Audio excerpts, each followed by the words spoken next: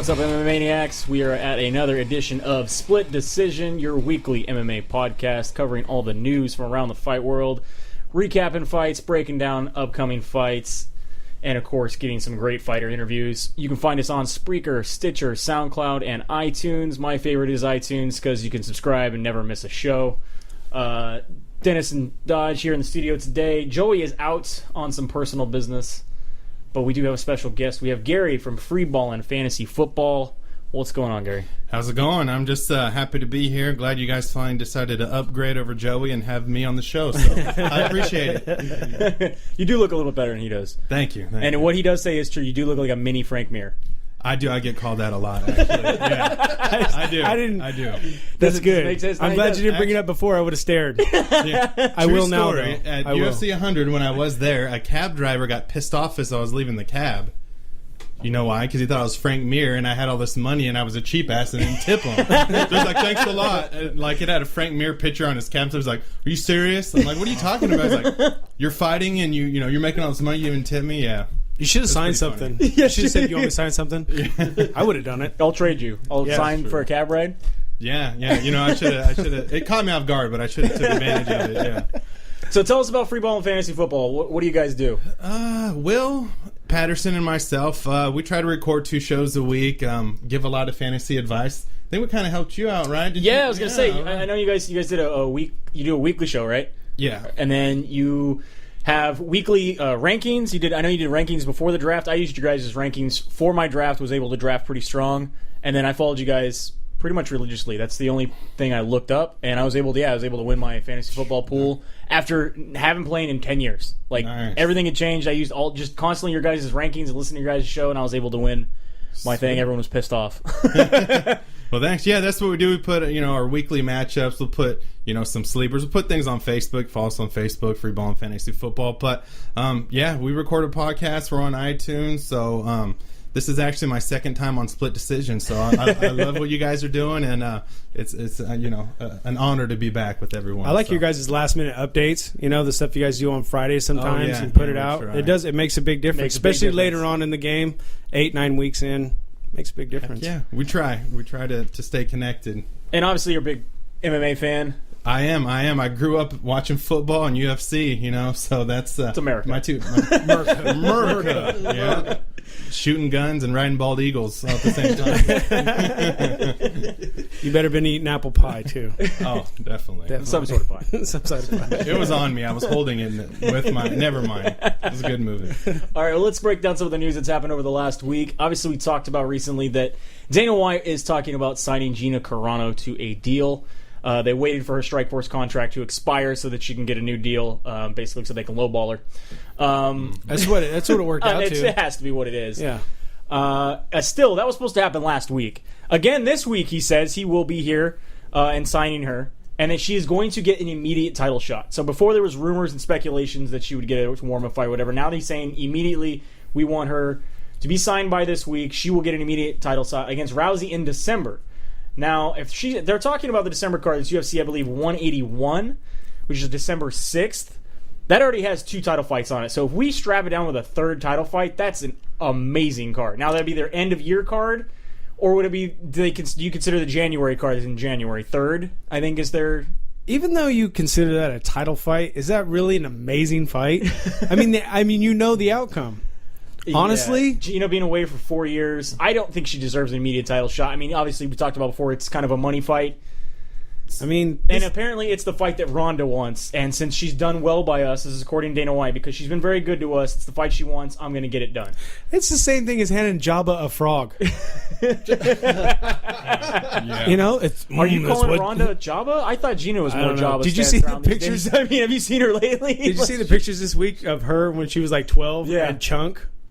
I didn't laugh, Ronda. Yeah, what is her? Are they the same weight class? I'm not sure if they're going to even be, they might have to fight at a catch weight.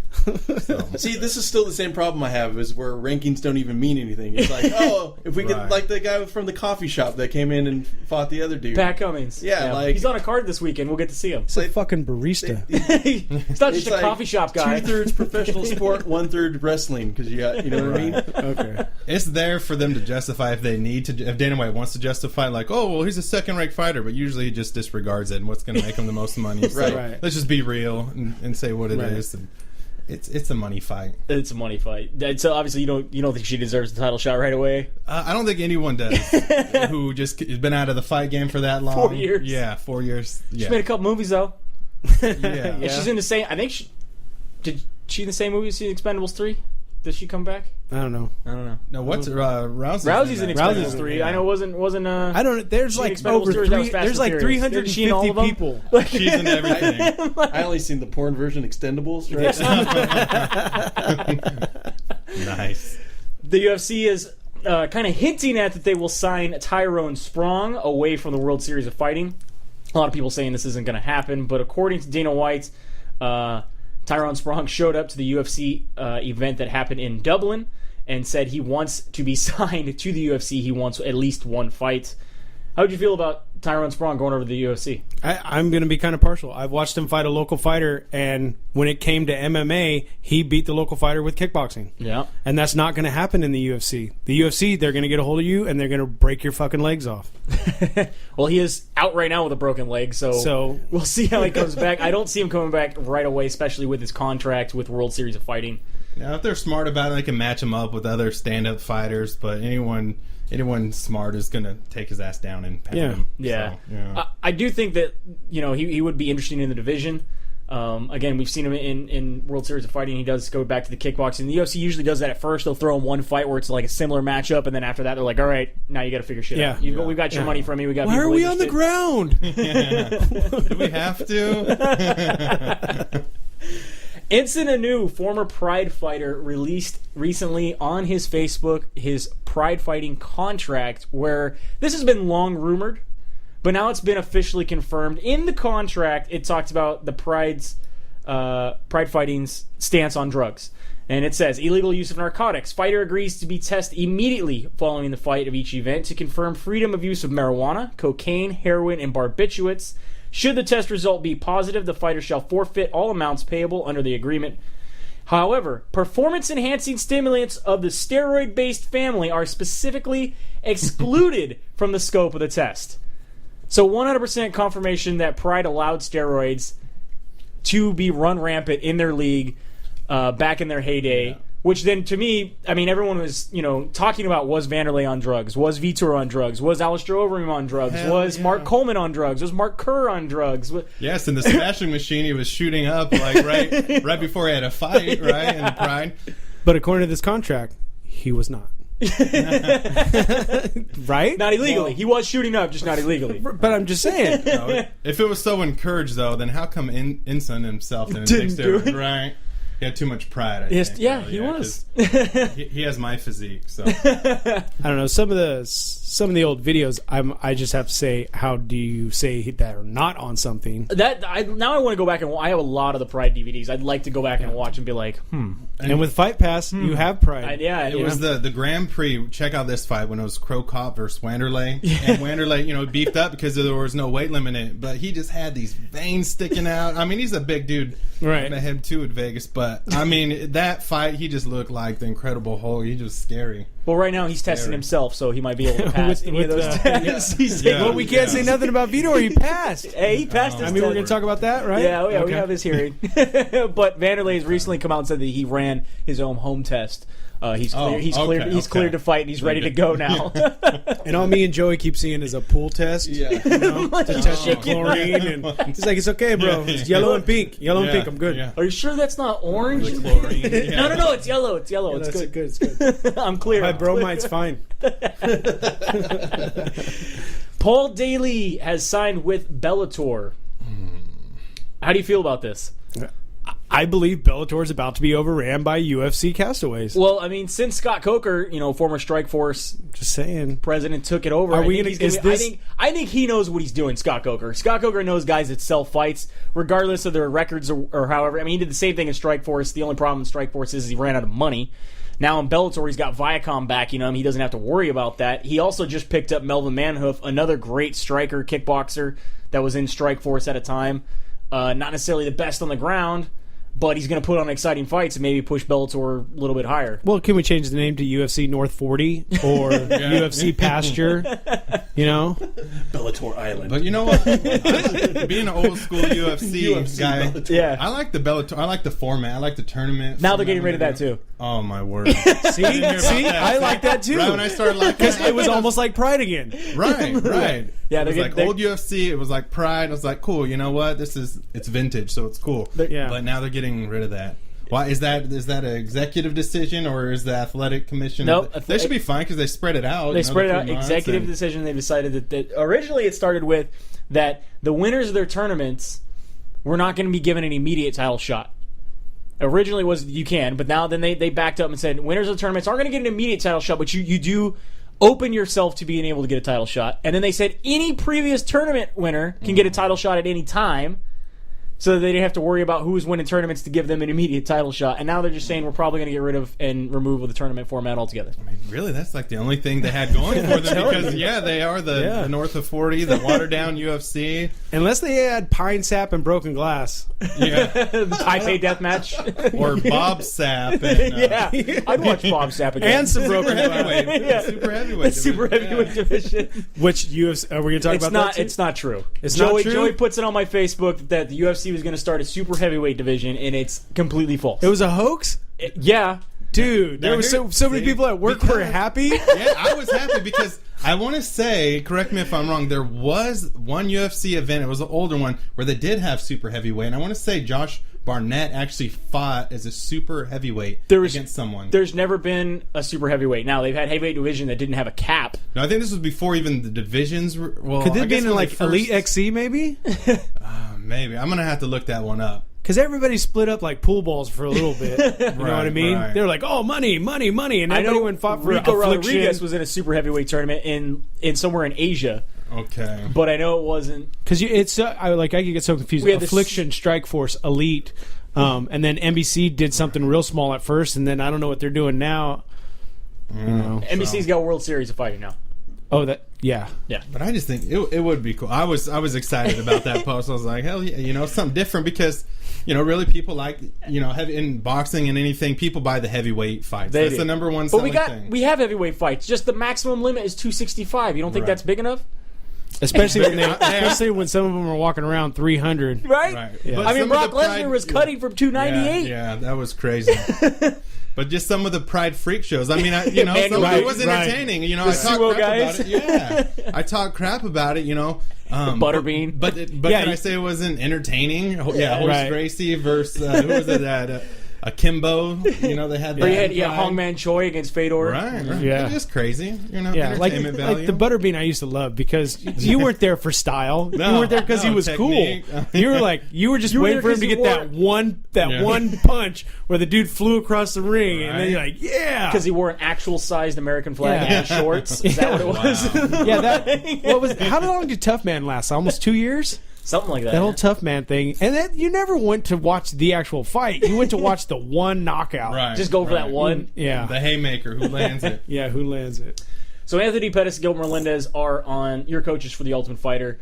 The season is coming up that is currently filming right now with the all-women strawweight cast. They now have an official fight. Again, this is going to be December 6th. UFC 181. Now, this is the same fight that Vitor and Chris Weidman are going to be fighting. Now, again, 2 title fights, and again, rumored possibly that Gina Carano Ronda Rousey fight may happen on this card as well. Melendez, motherfucker, what? You follow Anthony Pettis or Gil Melendez very much? And who do you have coming out on top? Anthony Pettis now the champion. Gil Melendez has been working his way back up, former Strikeforce champion. You know what? I don't know. It's going to be an awesome fight. I like Showtime. I can't believe how he handled Henderson 2 times really, and I don't know. I'm going to have to watch it. I can't really. Can't pick one. No. Can't pick one. I think Melendez wrestling might be an advantage, but the way Henderson got handled, way Showtime avoided that. I don't know. I don't know if Melendez could get his hands on him. It's going to be interesting. It's going to be badass. Good fight either way. Another guy making a comeback into the UFC, Joe Riggs. The Diesel. The Diesel is coming back to the UFC. He's 14-6, going up against Paulo Thiago at Ultimate Fight Night 51 that is going down in Brazil. Are we happy to see Joe Diesel Riggs come back? Maybe this is one of the big fights Nick Diaz wants a rematch in. I mean, they did fight in the back. Yeah, in the hospital. In the hospital, remember? This is a big sort of thing. And there's someone who fought at super heavyweight. Remember, he did fight at super heavyweight. He was like 300 pounds, and then, he dropped all the way down to 170. Yeah, which is absolutely insane. Yeah, his fights were exciting from what I remember. So, hey, you know what? Let's see what he has. He's a hard worker. He's like a good background story and stuff. Kind of read about him, and he's first family man, all that stuff. So, yeah, why not? Bring Joe Riggs back. I just like to see how he's evolved. Yeah, because everybody has to bring a new style into the ring, and like you said, we've already seen his old style. Well, remember, he did win the Bellator. What was that show? Fight Master. It fell off the earth. Remember, he was the only winner of that show. Joe Riggs he was the Fight Master. I don't know if that's his official title. We don't vote people off. We beat them off. Yeah. Wait. What? What? Yeah, I remember he was like average at everything. He wasn't exceptionally good at anything, but he was all right. He was all right in all aspects. He had the bleached blonde hair. Yeah. And he had the gatekeeper. He was a gatekeeper. Right. He just very had Diesel in like teal blue letters tattooed on his stomach. Never sat well with me. It always would look weird. I'm with you. Rory MacDonald and Tariq Saffiedine are possibly going to be fighting in Halifax, Nova Scotia, Canada, October 4th. They're saying that this fight will be obviously either going to be on Fight Pass or a Fox Sports 1 fight. Does this fight even interest you at all? Rory MacDonald dropping this down low where he's no longer on a major card? I can't believe that everything got moved out of Vancouver. Yeah? Well, they're saying that it's barbaric. I know, but we thought it was just one person. Everything I've read is only one person. It was one person's thought, but now everything in Vancouver's been canceled. So obviously the French are a little upset. But I don't know. I like to watch Rory. You like to watch Rory? I think he's boring, man. He has all the skills to be the next GSP if he would just do something. I don't know. Yeah, GSP was boring too, though. So let's be honest. Sometimes he was definitely so lucky. Joey's not here. As not dominant as he goes in. He does a job. That's what he does. He does always have a good game plan. Always has a good game plan. I didn't say he wasn't good. It's just his fights. Little boring. How many decisions and how many finishes? Right. I will say though, he did hit this. The caliber of fighters he fought later on were definitely getting better. So the decisions were a little just. It was definitely disappointing not to be able to see him finish everybody like he used to. And his last fight, he really took a really good beating. Yeah, he did. It's true. Retired him. Pretty much. Yeah, he's on vacation. Oh yeah, he's just taking a sabbatical. He will be back. 3 random. Trying to keep the aliens away. Yeah. Aliens. All right. So one of the things that happened this week, big news: the injury bug strikes again. And Alexander Gustafsson is injured and now forced out of his bout with John Jones. That rematch is supposed to be happening at UFC 178. That was supposed to be rematch of the year. Right. Mm-hmm. However, DC Daniel Cormier, 15-0, undefeated, stepping in his place to take on John Jones. As much as I wanted to see the rematch, I'm actually excited for this fight. I think Daniel Cormier has what it takes to take out John Jones. Dude, the height difference. When they are standing next to each other. Yeah, that is a pretty big difference. I just think that his wrestling, and he does have heavy hands, I think he's going to be able to get in and clinch and be able to hold him down. I mean, it's going to be interesting. We have seen Jones go up against a few wrestlers that have had troubles with that. I mean, Dan Henderson being one of them. However, he's not an Olympian caliber. I mean, he is Olympic alternate, but he's not the Olympic caliber that Daniel Cormier is. Right.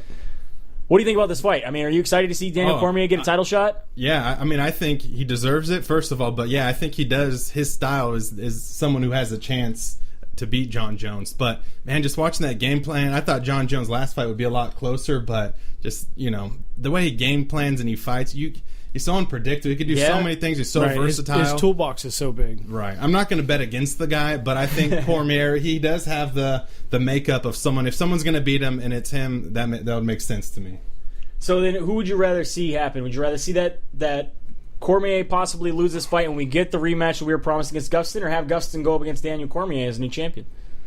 I don't know. I really wanted to see the Gustafsson Jones. Yeah. I'm with you. Because I want to just, is it real?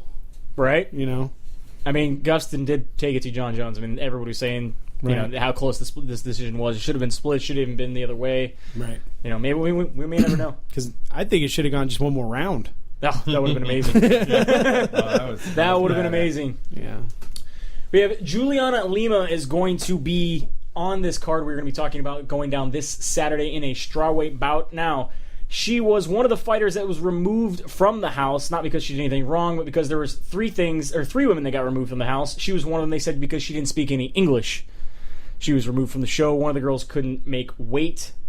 And then I believe, let's see, Dana White said... Isn't that racism? One was too young. Paige Van Zandt was too young to go into the house because she had to be 21 to be able to drink the alcohol that was being provided. Oh, that's Felice Herrig. No, Felice Herring is the one that's getting in everybody's face and possible to fight somebody. That's right. However, Lima says she does speak English. She actually... Sounds like it. Yeah.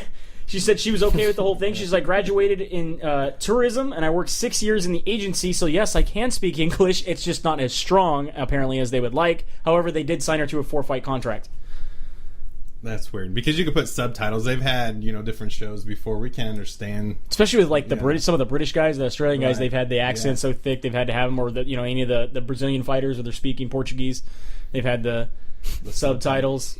I think they had even some of them for the UFC Nations, which was Australia versus Canada. That was weird subtitles.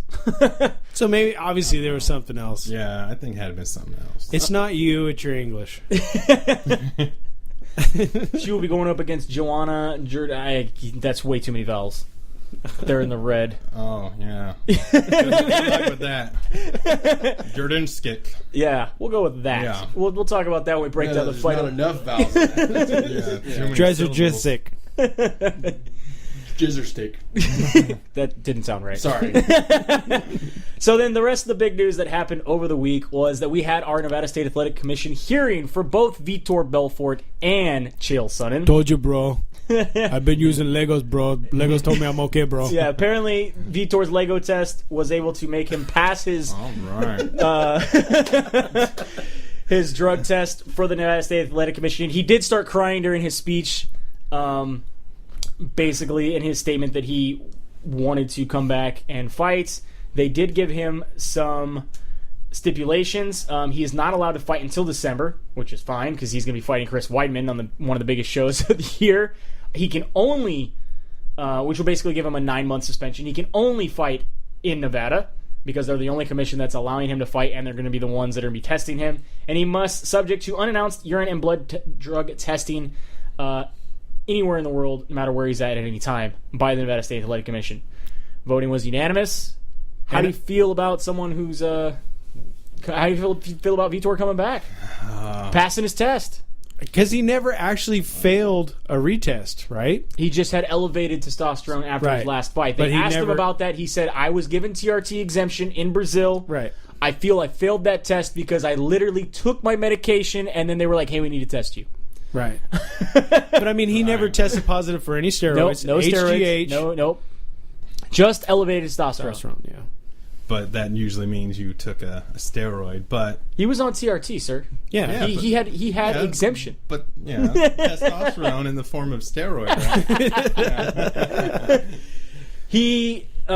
They have not according to Pride. Yeah. He is now also a 4-1 underdog on that event that has been announced up against Weidman. Do you think that's pretty big for Vitor, who's on a 3-fight win streak? All three of those fights win by TKO this year.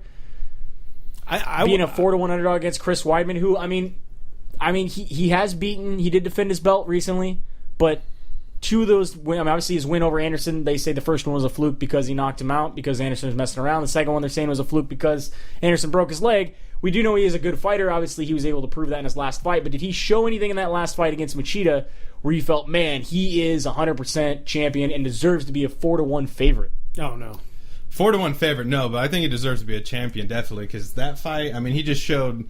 He went after the Dragon, and there's a way because the Dragon's a counter striker, and he went after it. His game plan, he executed, but I don't even think they're flukes. He knocked out Anderson Silva. That's Anderson Silva's fault for whatever he did. He won fair and square. And even when you check a leg kick, that's you. You're breaking their leg. Anderson Silva didn't break his leg on his. I mean, there's a way to check it where you angle your shin so that something bad's going to happen to that dude's leg when they kick you, and it happens. So I give him credit. I like how everybody talks about the check. They're like, we're not saying it's a dirty move. But if you use it, something bad is going to happen to the person that you're using it on. It's defense. It's defense, right?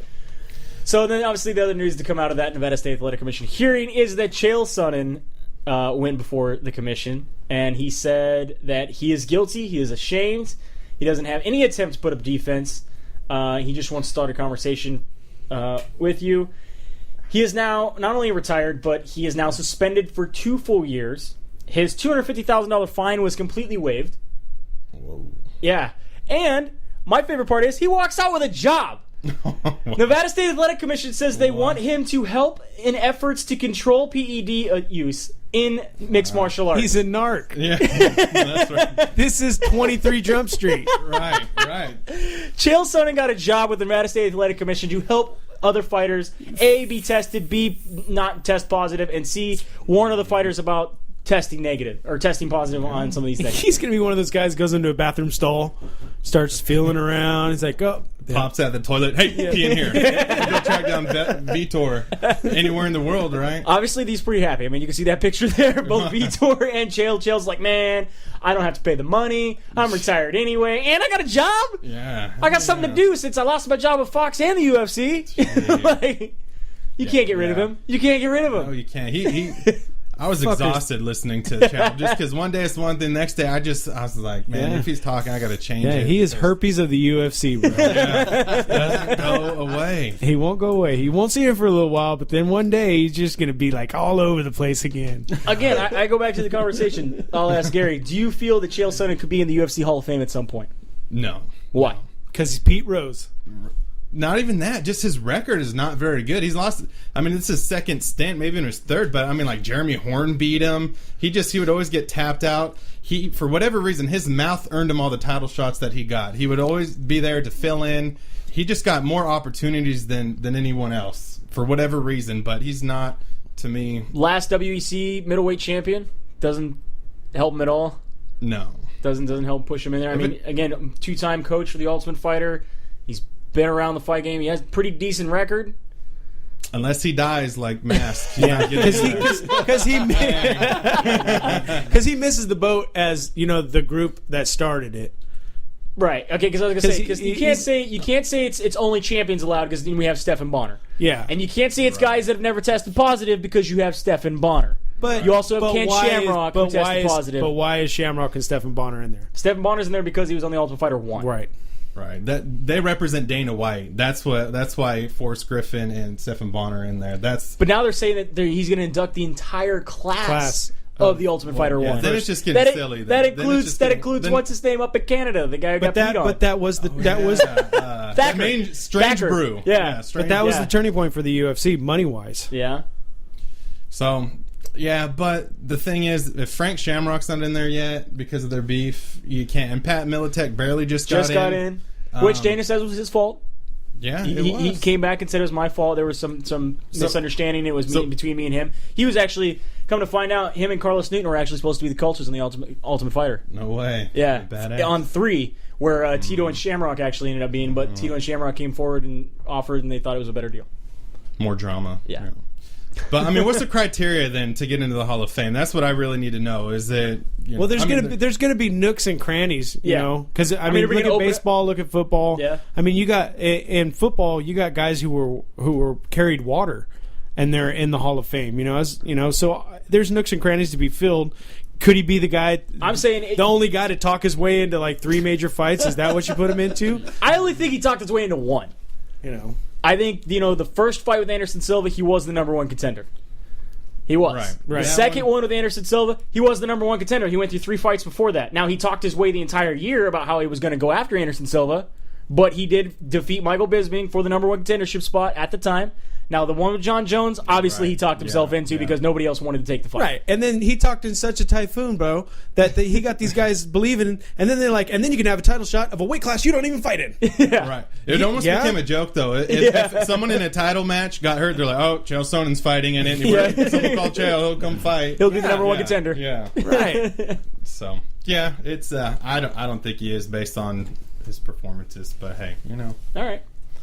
And then the last bit of big news this makes my heart warm. Do you like this story? He's in a polo shirt. Oh, that's why you're happy. He's in a polo Nick shirt. Diaz, Stockton 209 is right. back.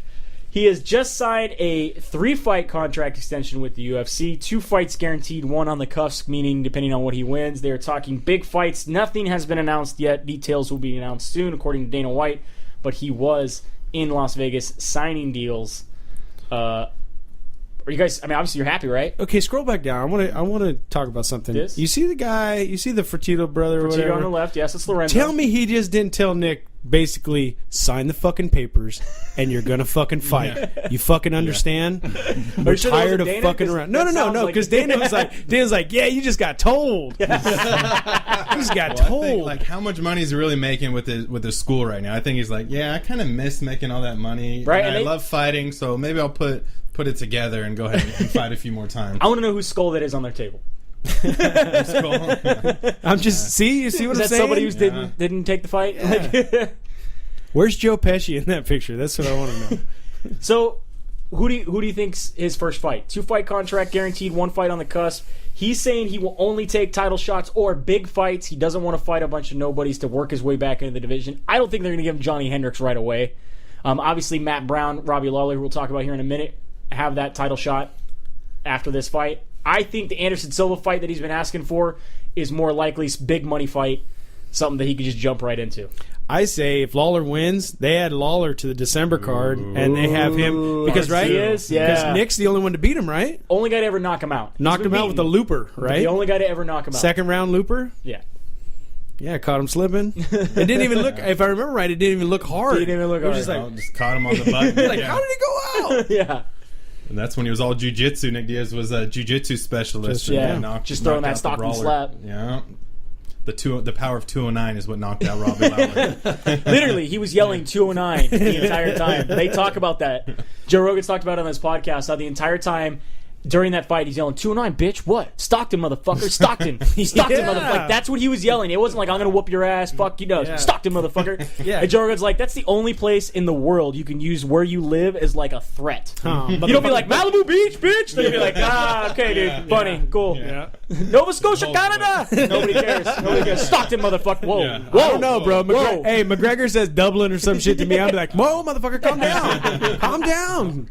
I didn't fuck with the Blarney. Come on, man. Simmer down. Fuck, McGregor. Jesus Christ. Thank you. Thank you. McGregor? So let's talk about Conor McGregor and his card. The whole card was just him. I mean, pretty much on Fight Pass. It's all about him. That's all that seems to matter. We had Patrick Holohan over Josh Sampo, Nikita Krylov over Cody Donovan, Trevor Smith over Tor Trong, Cathal Pendred over Mike King. I don't have it on here. I had Neil Seery over Phil Harris, Ili Latifi over Chris Dempsey, and then your main card still on Fight Pass, Norman Park over Naoki Kotani, Ian McCall over Brad Pickett. That was a good fight. Did you like that fight? Oh, yeah. Unanimous decision. Do you think Ian McCall really took it to Brad Pickett?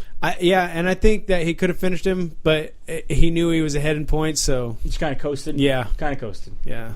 Gunnar Nelson over Zach Cummings, rear naked choke in the second round. That was a good fight as well. And then, of course, Conor McGregor defeats Diego Brandao, TKO round 1 at 4:05. They said that was the loudest place they've ever been, ever. Because he'd never been in an Irish pub. Conor McGregor knocking out, and he yelled that he wanted to have some Irish whiskey with Lorenzo. They were going to talk title fights and fighting in soccer arenas and other things. Do you think, now that he has finally cracked the top 10, he's ready for a title shot right away? No. So immediately after, Dustin Poirier, who is number 6 right now, called him out. This fight has been officially booked. Yep. This will be going down UFC 178 in September, was supposed to be headlined by John Jones, Alexander Gustafsson. We still will see John Jones fight. He will be going up against Daniel Cormier.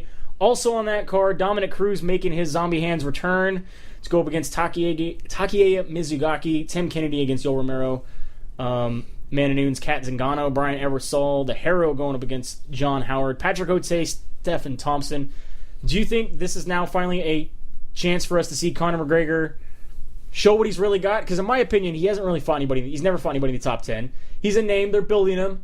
And I'll give it to Dana White. He hasn't pushed him immediately into a title shot just because he's Conor McGregor. He hasn't pushed him immediately into the top 5 just because he's Conor McGregor. He's allowing him to slowly build a name and sell out cards, obviously, in Dublin. Yeah. This could be a tornado of freaking fist throwing and then a body falls. Yeah. Hopefully, this is what I'm hoping. All right. Because neither one of them sit back. No, both those guys really like to push the fight. Yeah, they're extremely aggressive. So then we have our fight coming up this Saturday live on Fox, regular-ass TV, coming from San Jose. Excited. San Jose, California. Right. Both me and Dennis are actually getting a chance to go to this event, sitting cage side as press. Hell yeah.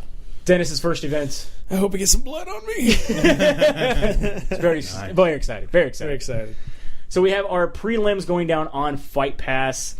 We'll just barely touch on these, and we can move into the prelims that are going to be going down on Fox. So first bout, Juliana Lima just coming out of the Ultimate Fighter house because she doesn't speak English, even though she does speak English, going against Joanna Jadazzi. Yeah, no. Oh, sorry. You can't say that. She can't speak English, so she fights someone with the most difficult name right? ever. Yeah. Yeah. I don't know. I just thought it was ironic. I think the Polish girl with the name I can't pronounce is going to win over Juliana Lima. Andres Stahl going up against Gilbert Burns. I'm taking Burns. Again, just briefly touching on these fights. Jump in wherever you guys need to. Steven Seiler against Noad Lahat. I'm going to take Steven Seiler. And then Akbar Areola up against Thiago Dos Santos. I'll be taking Dos Santos in this fight. Former Jungle Fight champion, and that's the reason why I'm taking him. Hell yeah. Then moving on to your first fight on Fox, which, by the way, these prelims are going to be on Fox, not Fox Sports 1, which is pretty cool. Usually you have to flip channels in between fights. Right. Now you can just watch the whole thing on Fox. It's going down on Saturday. They were saying basically because of other programming. There is nothing else happening that day. Yeah, they need to throw it on Fox. No NASCAR, no Indy, none of that. Not that I know of. There you go. All right. So Mike De La Torre going up against Brian Ortega. Ortega is undefeated, but making his UFC debut. He does have a 50% of his fights. He does have 8 fights total. 50% of them go to decision. We do know he has good submissions, and his striking is developing. He looks like he's doing all right. In some Where's he coming out of? The fights that I've seen on line. Do not remember, sir. I have to double check here. Mike De La Torre, all but one of his 12 wins are by finish. He did just recently fight a tough split decision. Lost to Mark Bocek. He will definitely be the bigger fighter in size in this fight. What do you guys have to think about either of those fighters? Know anything about either of the fighters? It's all you, man. Yeah, I'm trying to look up Ortega. He sounds really familiar. All right. I'm going to be taking Mike De La Torre in this fight. He's already had his first fight in the UFC. The jitters are kind of out. He also had a very, very tough fight up against Mark Bocek. A fight I think he could have won. Obviously, with the split decision, he definitely could have won. Brian Ortega, even though he is undefeated, has some heavy hands, I just believe that he's going to have the jitters making his debut. And I think Mike De La Torre has had some better competition. So I'm going to be going with Mike De La Torre in this fight. Okay. He's out of the Black House MMA gym. Yeah. That's what we know so far. He's out of Torrance, so I'm guessing like RFA or even King of the Cage. I believe he actually was RFA champion. RFA champion? Uh-huh. I'm going with the other guy. Just because of our recent dealings with RFA. RFA, yeah. Right. I'm going to go with De La Torre, yeah. All right. Hernani Pepituo going up against Tim Means. Hernani Pepituo is 17-4, has lost his debut in the UFC, whereas Tim Means has been around for a little bit, even though he does have a losing streak in the UFC. He is 2-3. Overall, he's 26-1. Tim Means, we know, has the experience. We've seen him a few times in the UFC. He's definitely hit and miss. He's kind of all over the board. And as far as I've seen, he wins 2, and then he loses 2. He wins 2, he loses 2. He has only won his last 2. He has lost his last once. I believe he's on his second loss turnaround. He'll win his next 2 after this fight, based on what has been going on lately. So, yeah, I thought Tim Means was pretty decent. I've seen him fight a few times, so yeah, I would go with Tim Means just because I'm more familiar with him and seen him fight a few. Yeah, same thing with Tim Means. And if we go with Joey's pick on this, if you look at Pepper 2 on Wikipedia, you can't click his name. Which means you can never pick him, according to Joey. If you can't click the name, you can't pick him. Okay. And if we've clicked his name before, you definitely have to pick him. Okay. And a little bit more on Brian Ortega. He was supposed to fight Diego Brandao in the Brazil finale 3. Okay. And then Brandao got hurt, so then his fight was just pulled. Scrapped him. So that would have been his UFC debut. That would have been a good fight. So what that was 4 months ago? Yeah. So he's been ready to fight for 4 months. I still think he's taking the other guy. Your barista friend Patrick Cummings is having another fight in the UFC. He's now 1-1 in the UFC, going up against Kyle Kingsbury, the stupidest nickname ever, Kingsbury. How could you just shorten part of your name and make it a nickname? Your last name's Kingsbury. I'm just going with Kingsboo, guys. Just Kingsboo. We're just going to drop a couple letters. That's all I need. He is 11-5. He is 4-4, even record in the UFC. I think I'm going to be taking the barista. I'm going to be taking Patrick Cummings. The guy is an NCAA Division I All-American wrestler who is apparently a big stud, apparently made Daniel Cormier cry in the gym. Whatever, he got his fucking But then he ass got handed. demolished when he came to the UFC. Definitely was not ready for Daniel Cormier, the MMA fighter. However, you might have not seen him fight Roger Navarez on a Fight Pass card recently, but he did do very well and took him out. All his wins prior to this have been by finish. I think Kingsboo, even though having the experience, riding his 3-fight skid into this fight, has not fought since September 2012 because of a broken orbital bone, will not be doing well up against Patrick Cummings. Really? I'm taking Pillsbury. I'm going Pillsbury. Kyle Kingsbury got taken down by Bonner. If you get taken down by Bonner, you're definitely getting taken down by Patrick Cummings, the NCAA Division I All-American wrestler, and he's going to ground and pound you into the ground. You know what? I think this is a burrito bet. All right, done. Done.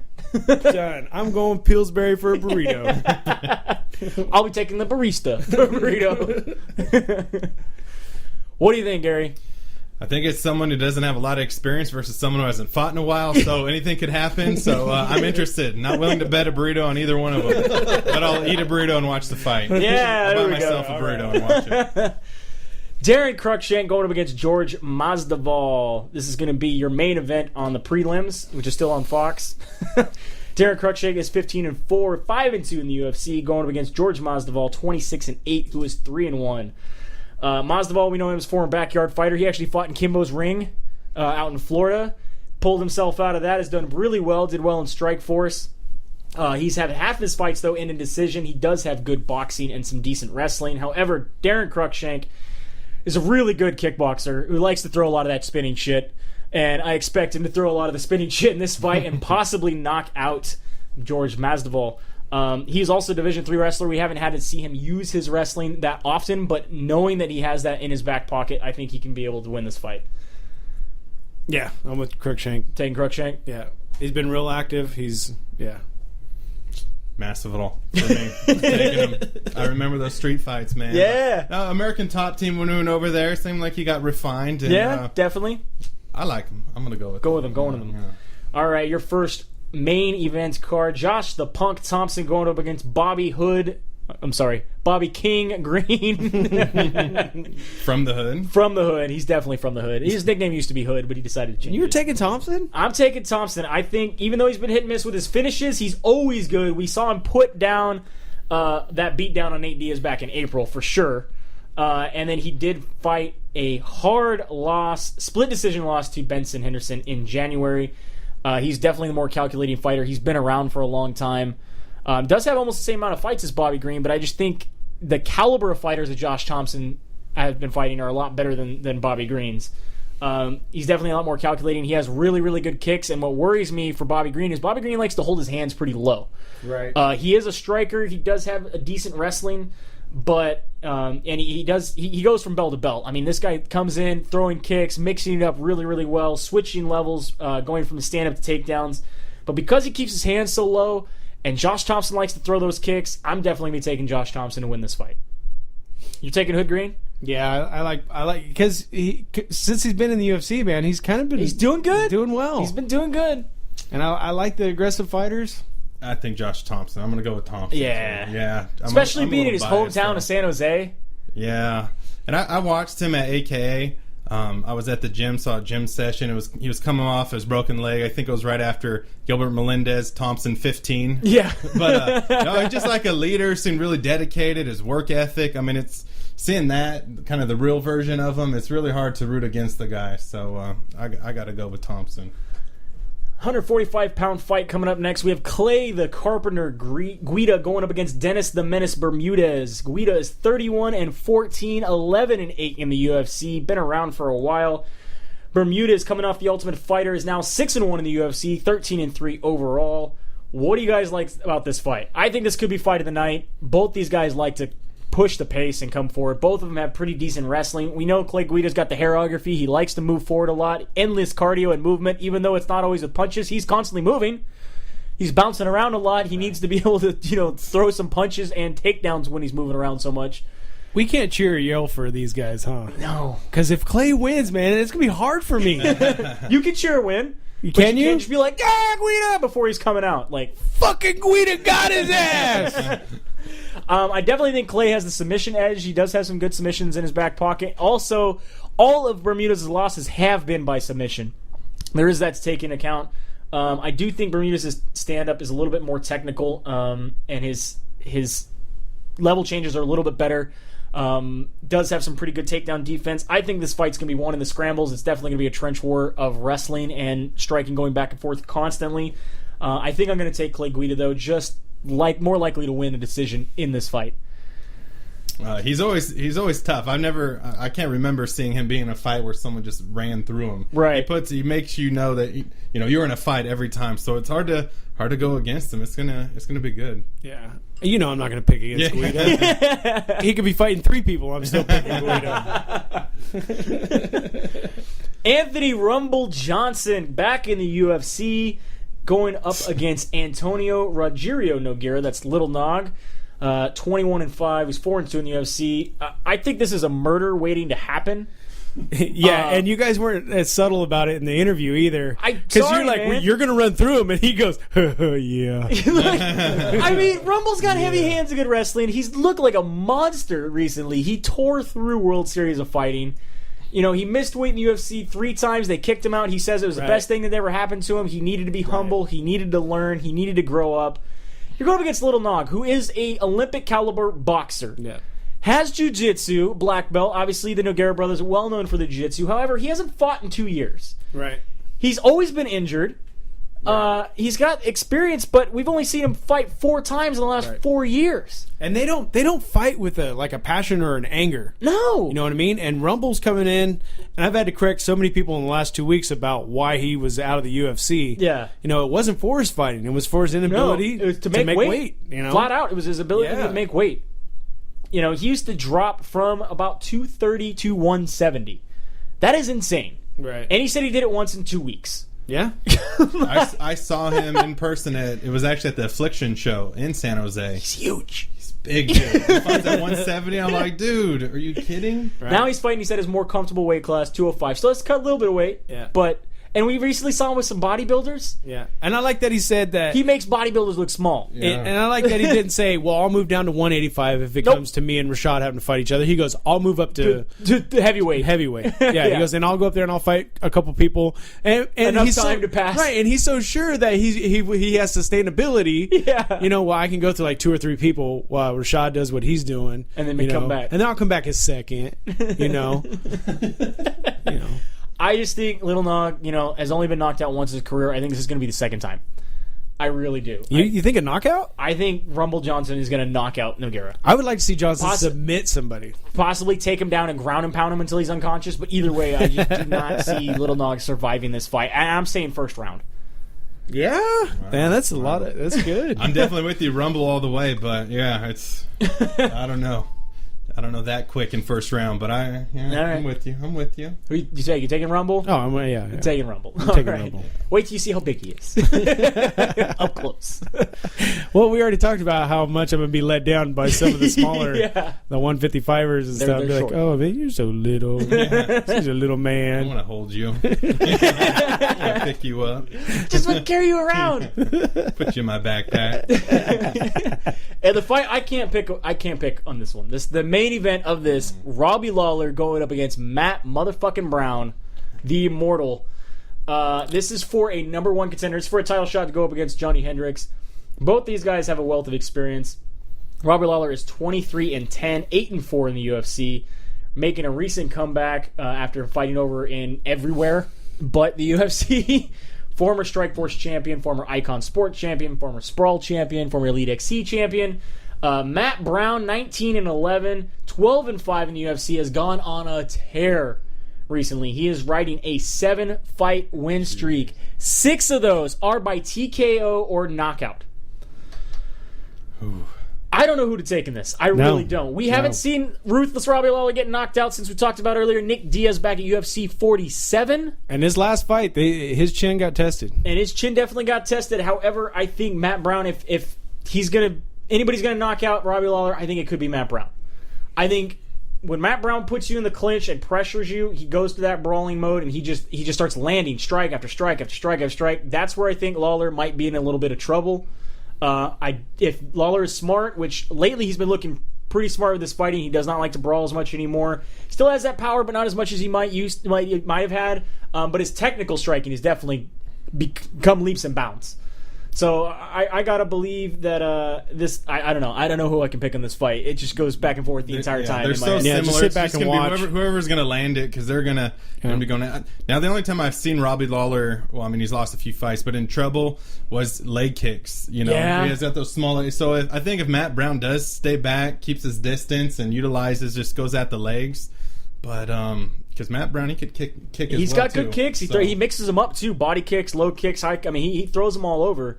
Right. Especially when he gets in a combo, gets a guy up against the fence, like he just starts throwing, the combos. Right, not the good old wrestler 1-2 punch, right? Yeah. He throws 4-5 combo. Nice. I definitely just gonna be sitting back and watching. This is set up for a 5-round fight. I think it could go all 5 rounds.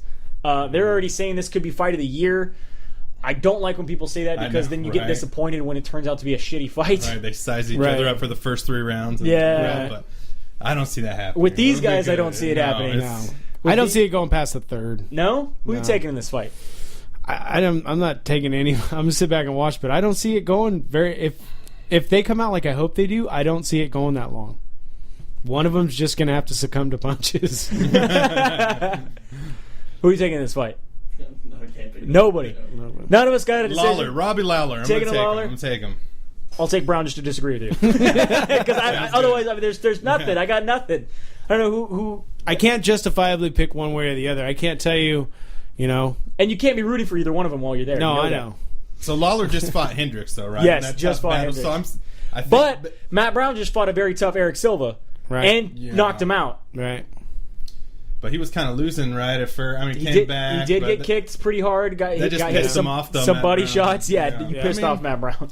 I just think Jimmy Hendricks, man. I think fighting him, being tested with him, I think Hendricks is probably a little better than Silva. So I'm trying to justify something here. So right. released opponent, and it was extremely close, split decision. I don't know, It's hard, all. but I am glad, like you brought up the body blows. I am so glad that everybody is now attacking the body. Yes, I We've been seeing love a it. lot of liver kicks, a Yeah. lot of liver punches. I love the some shutdown hooks. face. Yeah. The shutdown face. You're like, oh, did I shit? What happened? Holy shit! What happened? There's a turtle head. What happened? All right, well, that wraps it up for another edition of Split Decision. Be sure to check us out on SplitDecisionMMA.com. Find us on Facebook /Split Decision MMA Podcast. And be sure to follow us on Twitter, SD_MMA. Me and Dennis will be live at the fights this weekend tweeting pretty much everything we can find. I don't like you you excited? saying that we're tweeting. I just don't. Don't like? Would you rather say Dodge is going we're to tweet. twatting? I'm going to talk to him while he's tweeting. You should tweet this. I'm excited, man. Be sure to tune dude, in. like I told you, he's going to hit me when we walk in. Yeah. And then I'll probably faint. on Fox. Gary, thanks for joining us. Be sure to check out Free Ball and Fantasy Football. Where else can we find you on? iTunes, check out the podcast, and Facebook is a good place too. And Twitter, I don't do a whole lot of Twitter, so I'm pretty lazy with that. So Google us, right? Yeah. There you go. All righty. Have a good night. We will see you at the fights.